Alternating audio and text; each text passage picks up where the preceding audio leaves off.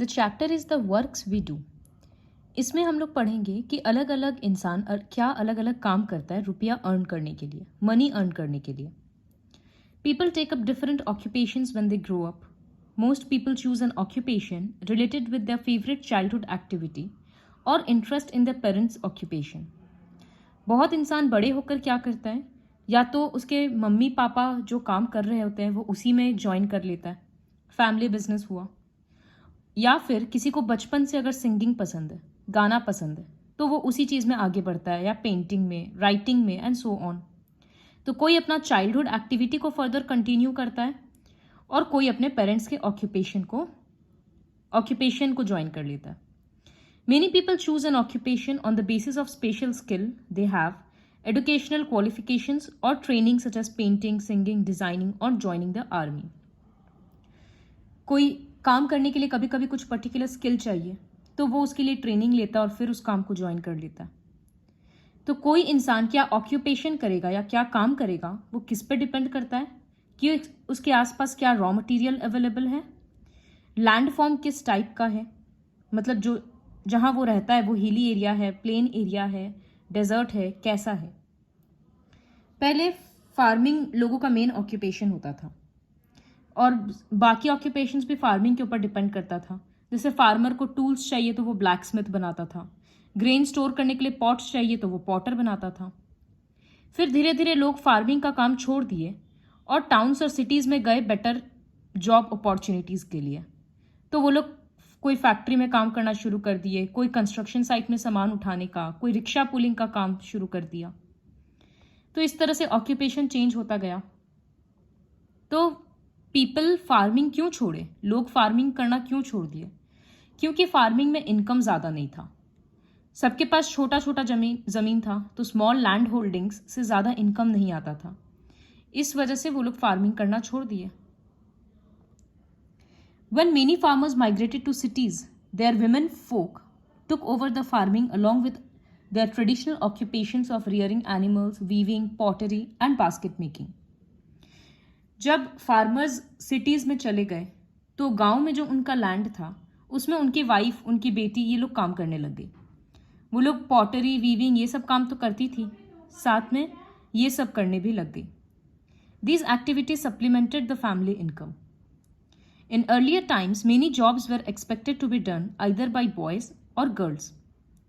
कुछ कुछ काम था जो पहले लोग सोचते थे कि ये सिर्फ लड़का करेगा और ये सिर्फ लड़की करेगी, लेकिन अब इस तरह का जेंडर स्पेसिफिक ऑक्यूपेशन कंडीशंस नहीं रहा। गर्ल्स भी अब फ्लाई एरोप्लेन वगैरह चलाने लग गई, टैक्सी वगैरह चलाने लग गई, और कितने सारे बॉयज़ हैं जो खाना बनाने लग गए, ड्रेस डिज़ाइन करने लग गए।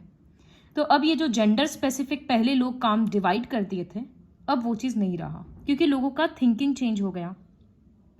The availability of raw material plays an important role in the occupation of the people. किस जगह पे क्या सामान मिलेगा उस पर डिपेंड करता है कि लोग वहाँ के क्या काम करेंगे। जैसे मिजोरम में बहुत ज़्यादा बैम्बू मिलता है। बैम्बू मतलब ये लकड़ी जिसको हिंदी में बांस बोलते हैं। तो वो लोग अपना घर भी उसी से बनाते हैं, चेयर वगैरह, फर्नीचर, खाने का यूटेंसिल्स, बर्तन, सब कुछ बैम्बू का रहता है। तो मिजोरम का बैम्बू हैंडीक्राफ्ट पूरे वर्ल्ड में डिमांड में है, क्योंकि वहाँ के लोग बैम्बू से सामान बनाने में बहुत टैलेंटेड हैं। The land form and the climate of a place also influence the choice of occupation. मौसम कैसा है और वहाँ का ज़मीन कैसा है उस पर भी डिपेंड करता है कि लोगों का ऑक्यूपेशन क्या होगा। जिसे जो नोमैड्स होते हैं, जिनका कोई एक घर नहीं होता, वो अपना ऑक्यूपेशन, वो अपना प्लेस बार बार चेंज करते रहते हैं। जब जहाँ खाना मिलता है वो वहाँ कुछ दिन के लिए सेटल हो जाते हैं। उनको जिप्सीज भी बोलते हैं। तो हिमालयाज के जो जिप्सीज हैं उनको गुज्जर्स बोला जाता है।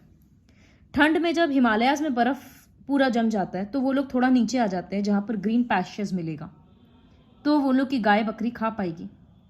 और फिर वो लोग अपने काउ एंड गोट का मिल्क सेल करके, या फिर शीप है तो वुल सेल करके वो लोग उसी से रुपया कमाते हैं। लेकिन जैसे जैसे टाइम चेंज होते जा रहा है वैसे वैसे नया नया ऑक्यूपेशंस भी आ रहा है। The development in science and technology brought in many new occupations और प्रोफेशंस। जैसे बहुत सारा फैक्ट्रीज सेट हो गया, कॉटन का, शुगर का, काफ़ी सारा अलग अलग मिनरल्स का। तो बहुत सारे लोग फैक्ट्रीज में काम करना शुरू कर दिए, जिसकी वजह से लोग विलेज छोड़ के टाउन्स और सिटीज़ में शिफ्ट हो गए। अब जैसे जैसे पॉपुलेशन बढ़ता गया टाउन्स और सिटीज़ का, तो वैसे वैसे वहाँ घर ज़्यादा चाहिए, स्कूल्स ज़्यादा चाहिए, हॉस्पिटल्स ज़्यादा चाहिए, रोड अच्छा होना चाहिए। तो सारा डिमांड बढ़ गया।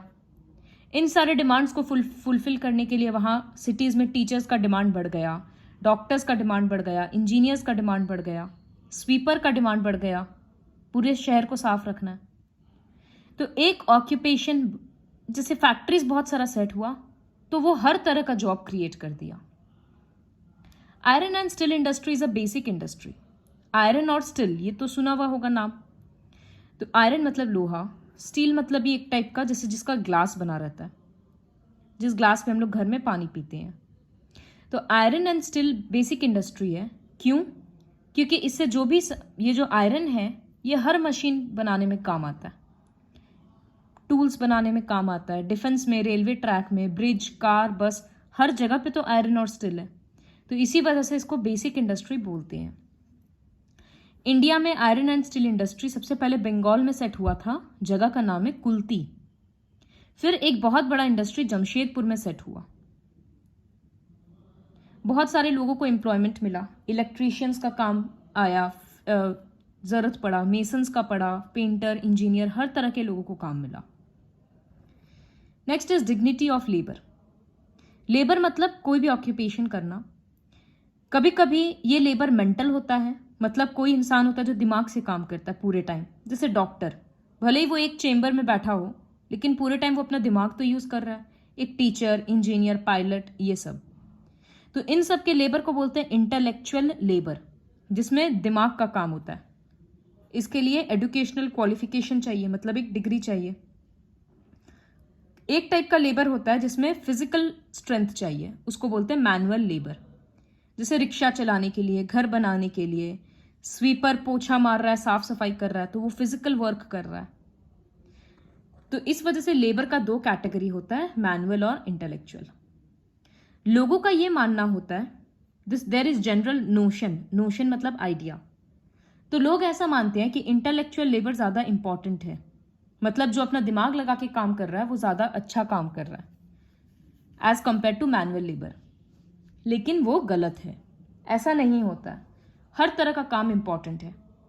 आज एक डॉक्टर अगर है तो डॉक्टर को भी बहुत लोगों का ज़रूरत है। घर साफ करने के लिए मेड चाहिए, कॉलोनी साफ करने के लिए स्वीपर, वॉचमैन, उसको भी कपड़ा सिलने के लिए टेलर का ज़रूरत पड़ेगा सिलवाने के लिए। तो हर तरह का ऑक्यूपेशन इंपॉर्टेंट है। All occupations require hard work, sincerity, mental alertness and creativity. एक वॉचमैन अगर एक कॉलोनी को गार्ड कर रहा है तो उसके लिए भी उसको केयरफुल रहना पड़ता है, और एक एस्ट्रोनॉट अगर स्पेस में ट्रैवल कर रहा है तो उसको भी केयरफुल रहना पड़ता है।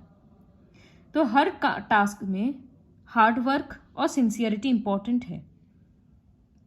Dignity of labour means respect for all types of labour and not considering any job superior to other. Dignity of labour का मतलब हर काम इंपॉर्टेंट है और हर काम को रेस्पेक्ट देना चाहिए। कोई एक काम दूसरे से बहुत अच्छा नहीं होता।